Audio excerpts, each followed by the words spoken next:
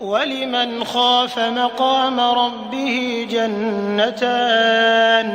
فبأي آلاء ربكما تكذبان ذواتا أفنان فبأي آلاء ربكما تكذبان فيهما عينان تجريان فبأي آلاء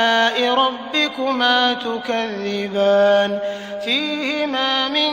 كل فاكهة زوجان فبأي آلاء ربكما تكذبان متكئين على فرش بطائنها من استبرق وجنى الجنتين دان فبأي آلاء ربكما تكذبان فيهن قاصرات الطرف لم يطمثهن إنس قبلهم ولا جان فبأي آلاء ربكما تكذبان كأنهن الياقوت والمرجان فبأي آلاء ربكما تكذبان هل جزاء الإحسان إلا الإحسان فبأي آلاء ربكما تكذبان ومن دونهما جنتان فبأي آلاء ربكما تكذبان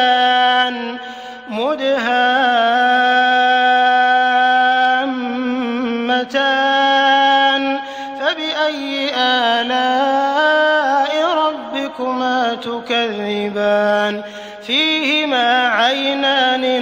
نضاختان فبأي آلاء ربكما تكذبان فيهما فاكهة ونخل ورمان